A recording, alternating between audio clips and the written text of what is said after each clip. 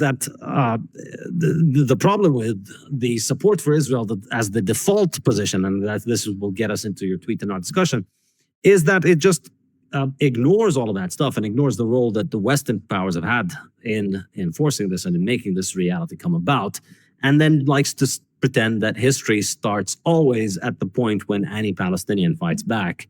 And then that's portrayed as just a completely crazy, insane, violent, unjustified, monstrous, barbaric act that justifies any kind of response. And I think this is really what it comes down to. So if you look at your tweet, which started this discussion, you're saying, the thing very few people will openly say is that once you become a parent, if someone kidnaps your child and holds them for months on end in captivity, and you give exactly 0 Fs about how exactly they're returned, and the more of her captors are killed, the happier you'd be. That is a pretty brave defense of Hamas, I would say, on October 7th. No, that's a funny point, except that's not what Hamas did. And this is, I think, the crucial distinction that never gets picked up in any of these conversations. So first of all, the history, I come back to my point originally, which is you are undoubtedly more knowledgeable about the history of that region. And I'm not really interested in going over that because, as I say right up front, it's not something that I know about. So I'm talking about conversations from first principles. Now, if we're talking from first principles, I still want to come back to this idea that you introduced me as someone from whose public discussions it is clear that I'm a Zionist, and then you define Zionism as being willing to deport and murder people, which I'm not offended, but I don't think that's an accurate representation of my beliefs. So I think that's an important thing for me to maybe just point out. But in terms of your quip that it's a great defense of Hamas, I actually have said repeatedly that I thought that if October 7th was a Hamas attack on Israeli military installations and border patrols and an attempt to attack the IDF, for example, I don't think the world would have responded the way that the world has, and I don't think the Israelis would have responded the way they have. And I certainly wouldn't see what happened on October 7th as what it was, which is a horrific terrorist attack. I would see it, as you described it, perhaps as an act of resistance. But slaughtering 1,000 civilians at least, raping women, and if you compare, I mean, I don't know how many thousand people died on 9/11. I think it was about 2,000, right? What happened to Israel, and we should probably look it up to get the exact per capita comparison right, but it was like having a 9/11 happen in a large number of American cities all at once, right? Innocent people being targeted and murdered by terrorists. I think it's perfectly understandable that, and taken hostages, by the way, I think it's perfectly understandable that people who are the victims of that kind of atrocity targeted specifically at civilians, as we saw in the United States case, which reacted in ways that I didn't necessarily approve of on some occasions, like the war in Iraq. Nonetheless, you would expect a country that was attacked in this way, you would expect people who are civilians who were attacked in this way to respond in ways that are going to be very harsh. And that, I think, is why what's happening is happening. I didn't see the attacks on October 7th as an attempt to get back Palestinian hostages from Israeli jails. That didn't seem to me to be what was happening. And so I don't think the comparison works. Well, so a few problems. First of all, just in general, and this is something that many Palestinians and Israelis do, which is the suffering per capita ratio, which I think I find it abhorrent, because I think you don't become less of a human being because you're American and there's 300 million Americans, whereas if you're Palestinian and there's only 10 million Palestinians, then one dead Palestinian is worth 30 dead Yeah, but it's a pretty reasonable point that I'm making. I mean, if you think about, let's say you have let's say, I don't know if you have kids. I have one son, right? If my son was to die in a tragic accident, that at the level of my family, that is a disaster and a horrific thing to happen. At the level of Britain, No one gives a shit, right? So the comparative point is not that one person's life doesn't matter or matters more or whatever. The comparative point is, if you want to understand the psychological impact of a terrorist atrocity, you have to understand the scale of that atrocity relative to the population of the country. If 100 people were killed in a terrorist attack in London, as has happened, that is not the same as 100 people being killed in my town. Right at the level of my town, that analysis would be a huge, overwhelming event. Whereas if it happened in London, it would be awful, very sad, but it's not nearly the same thing. So I think that's a fair point, Sevdin. Yeah, well, I mean, I'm saying that because not because I'm trying to minimize any kind of targeting of civilians. I think, they're all tragedies, and any civilian death is something that I do not accept and I do not think is legitimate. However, I'll say, I think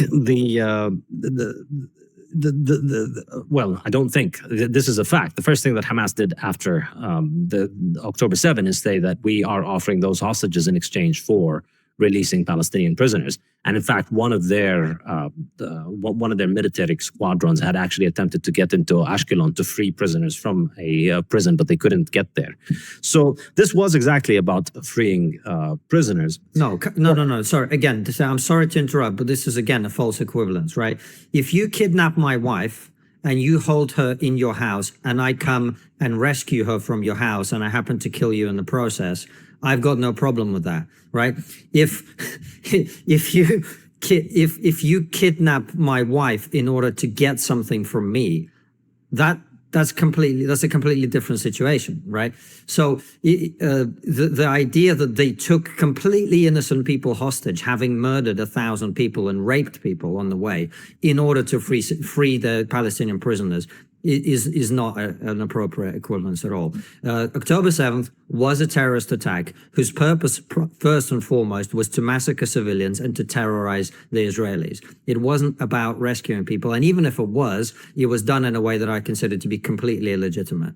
Yeah, well, this is, so first of all, let me just clarify. I obviously disagree with any targeting of civilians, but I think this is one of those things where the initial hysteria, and this is very similar to COVID. You know, when COVID first happened, people just completely freaked out, and then people have just been conditioned by that fear that media puts into you. When you see people falling in China, and then everybody got freaked out for years from COVID because they saw that video of that guy falling in China, and they saw that World Health Organization Muppet saying that the R0 is 7 or whatever at that point.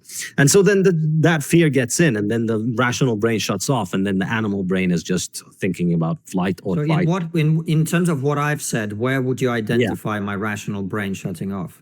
First of all, there's all of the evidence that has been presented for the idea that there has been any kind of rape has all been shown to be presented by people who are complete liars. Like the UN? Yes, the UN so the UN are complete liars about the rape. No, the UN published a report in which they looked at a bunch of people and a bunch of sources, and these sources and the people who were behind it, they've gone behind them and they've seen that it's all garbage. Every single person who's behind this. So there's this organization called Zakat, which is a bunch of first responders. They're responsible for a lot of the horror stories. And all of these horror stories turned out to be false, and the people behind them turned out to be complete liars. And it was all about exaggerating this. So first of all, just for clarity, how many? Yeah, getting there. How many people do you think were raped on October 7th? Approximately 0. Approximately. Nobody was raped. Pretty much, yeah. That would be pretty much the first time ever in the history of war that thousands of men invaded a different territory, slaughtering civilians, taking female hostages, and none of them. That's literally never happened in human history. Well, these Hamas fighters that were so moral and pure, they didn't touch any women. Well, two things to keep in mind. First of all, you'd have any kind of evidence of it, that you'd have some kind of substantive evidence for it, other than all of these proven liars who are just repeating stories that are clearly lying. There's the story about somebody cutting off a tit and throwing it and playing with the tit. But that isn't what I said. I didn't say anything about tit. Hang on. You've been interrupting me. Let me finish. Then there was the story of we're getting stuck on points where I think it's important to zoom We're getting stuck because you won't let me finish and get to the point that you're making. So you're moving on to the other one. So, first of all, the key thing to keep in mind is that the point for Hamas and the win there was not to go and rape and murder. The point was to get as many hostages as they could possibly get. And yes, So a lot to unpack there. And his whole thing, like he said, started out with this tweet that Konstantin basically put out there saying that, look, if you kidnap my kids or children are being kidnapped, then I understand the fact that you want to try to get them back. You'll do everything in your power to do that. But if you're doing that, you're going to try to go to basically get your kids back. You're not going to go and kill other people where your kids aren't even at or are being held. And you go and you attack that and you say, oh, my kids were kidnapped, so I didn't go after my kids to free them. I went ahead and did something completely different against people who had nothing to do with holding my kids.